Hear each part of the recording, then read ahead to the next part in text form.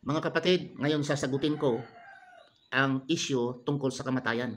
Dahil itong katuruan sa kamatayan, manipulated ito, imbento ito, gawa-gawa, pangluluko ito, itong kamatayan na katuruan in Christianity.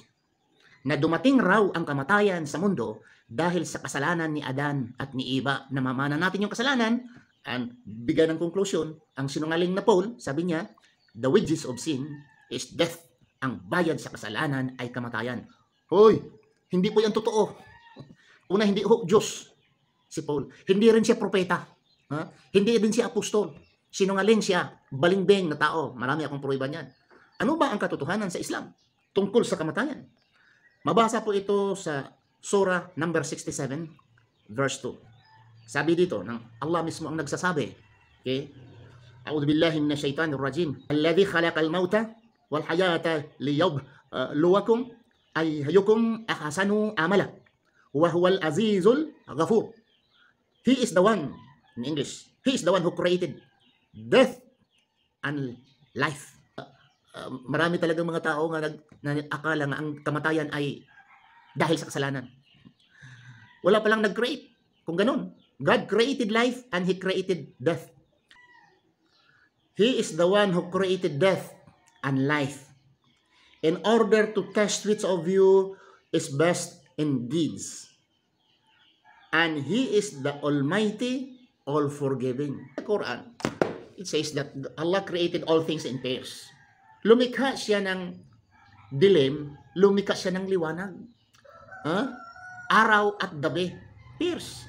Male and female, nilikha niya. Ano pa? Nilikha niya, east, west. Mabalambot, matigas. Mabaho, mabango. Lalaki, babae. Ang Allah, pag lumikha siya, pares. That's why mayroong negative, mayroong positive. So lumikha siya ng life.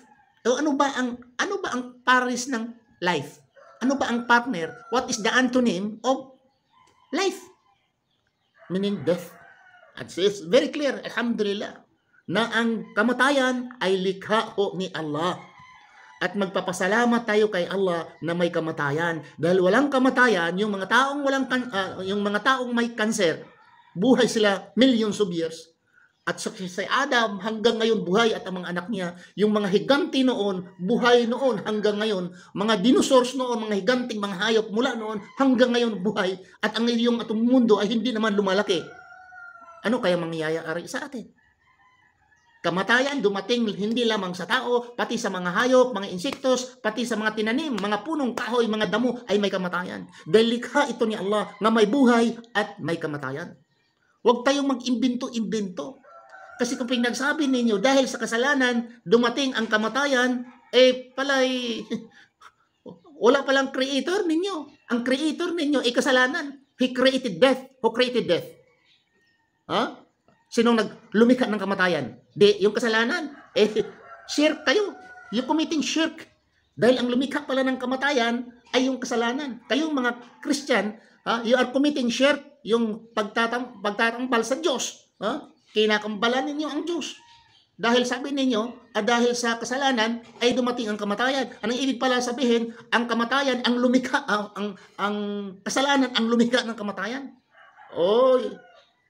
You're committing shirk. Dahil lahat ng may buhay, mamamatay, sabi ng Allah. Kullu nafsin dha'iqatul maut. Lahat ng may buhay ay mamamatay, sabi niya. At dito sa Quran, sinasabi pa dito sa chapter 67 sa Quran, verse 2. Lumikha siya ng kamatayan at lumikha siyang buhay. Ngayon, satisfied na kayo? Yung invento ninyo, burahin na yan mga kapatid. Yung gawa-gawa ninyo, mas naniwala kayo kay ni Paul Si Paul kasi hindi naman Diyos yan Ba't kaniniwalaan ninyo? Wages of sin is death. Ang bayad sa kasalanan ay kamatayan. Si Pablo yan Yung sinungaling niya na Pablo ang nagsasabi niyan Hindi Diyos, hindi si Jesus. Ano ba kayo? So, alam na ninyo. Mag-Muslim na lang kayo. Para malalaman niyo ang totoo. Kulang yung katuruan ninyo. Nang ibig palang sabihin, ang lumikha ng kamatayan, yung kasalanan, magpapasalamat pala tayo nga may kasalanan ng tao. Dahil kung walang kasalanan, hindi tayo mamamatay. Imagine yung mga buaya dyan sa House of Representatives, mga buaya dyan, mabuhay yan for million of years. Ano mangyari sa bansa natin? Maraming salamat. Assalamualaikum warahmatullahi wabarakatuh.